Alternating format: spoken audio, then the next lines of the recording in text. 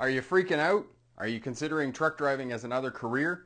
If so, you're in the right place. 5 questions to ask a truck driving school to get the best training for your money. Stick around. We'll be right back with that information.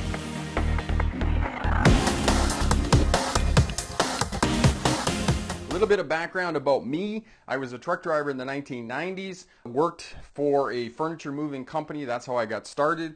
That's how I got my license. I worked for them for the summer, and then after that I worked for a company out of Toronto, Ontario, Canada called QuickX, which we often refer to as QuickSex.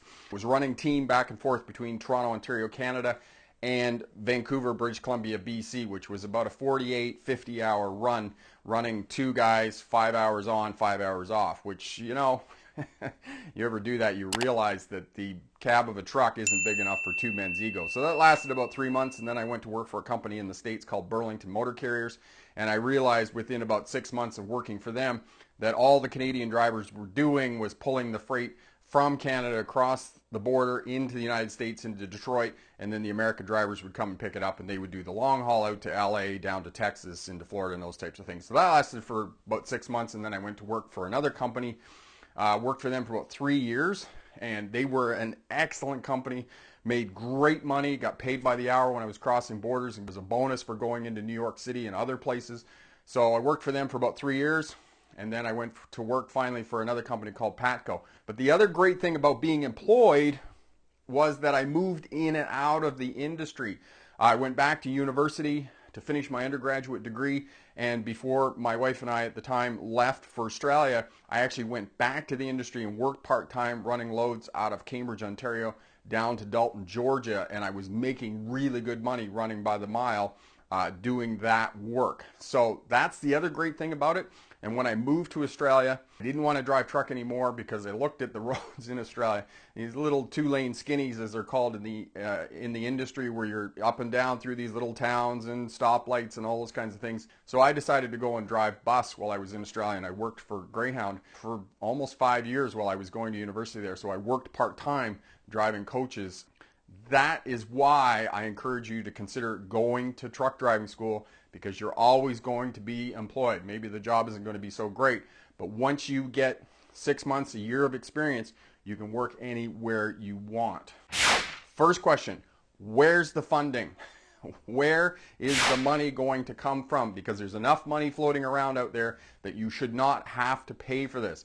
If you were working seasonal jobs and you're unemployed, unemployment insurance, the government has retraining programs, and there is funding and money available there as well. Veterans programs, workers' compensation, if you're going to be retrained, if you've been injured on the job, they will retrain you to be a truck driver.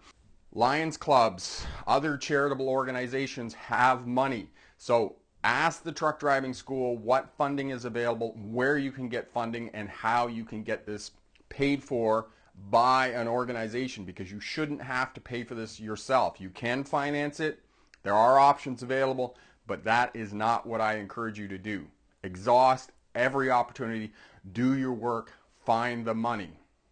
Second question, one-on-one training in truck. So when you're driving the truck, you're doing the pre-trip inspection, the coupling, the hooking up, the turning, driving around town, learning how to drive, one-on-one instruction with one instructor. You do not want to be passed around to different instructors. And actually, years ago when I was working in Ontario and I was a truck driving instructor, there was one driving instructor there. He had taken the bed out of the bunk and had 2 seats in there and would have 3 students in the truck all day for 8 hours. So 2 students would observe and another student would drive the truck.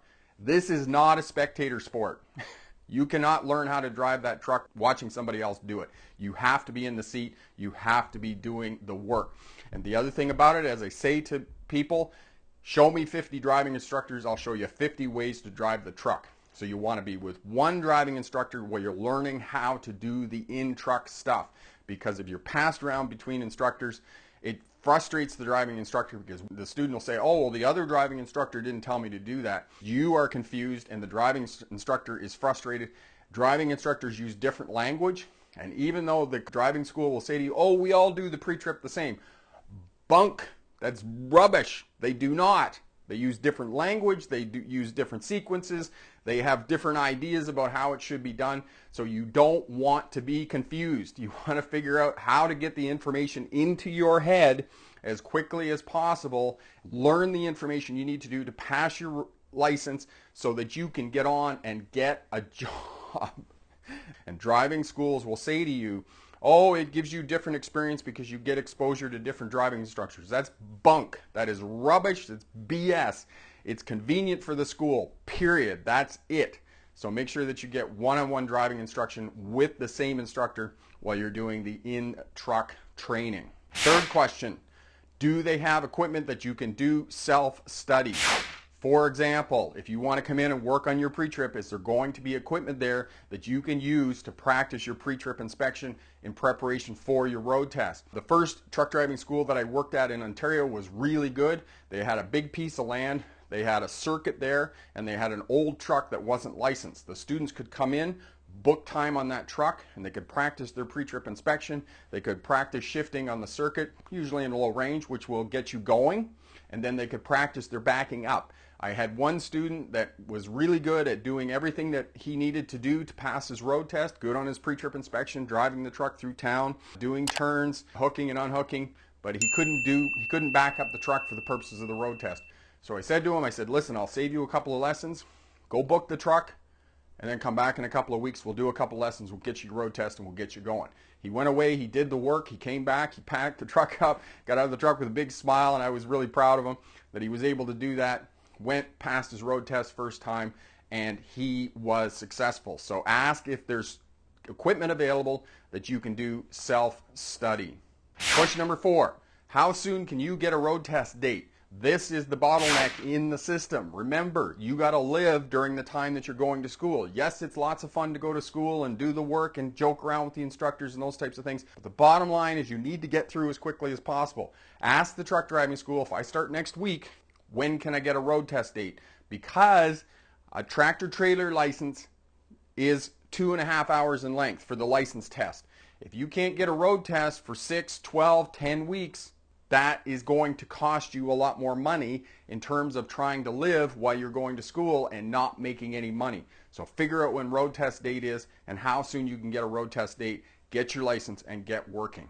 Number 5, most important, what relationships does the driving school have with the industry so you can get a job? What companies are available that are going to hire drivers with no experience so you can get the 6 months, 1 year experience that you need to go and get the job that you actually want to work at? Because for the first little bit, you need to beg, borrow, and steal a truck to get the experience that you need. You have to understand that these trucks are anywhere between $150,000 $200,000 plus the freight on them, so you're looking at about $500,000 worth of equipment and freight on these trucks.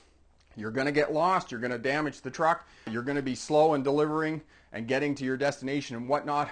The company has to absorb all of that. So which companies are going to take inexperienced drivers? Because the old adage of you can't get a job without experience and you can't get experience without a job is very true and very real in the trucking industry. You want the truck driving school to be able to shoehorn you into the industry and point you in the direction of getting a job with companies that are going to give you a job when you don't have any experience. As well, you want to try and hook up with companies that have mentor programs, so they put you with another driver for a couple of weeks, maybe even 6 weeks, and the other driver can show you all of the paperwork you have to do, because you can be a little bit overwhelmed by bills of lading, border crossing documents, trip sheets, and those types of things. And I'll put a card up in the corner for you for that paperwork that you need to do in order of being a truck driver. And most importantly, job placement.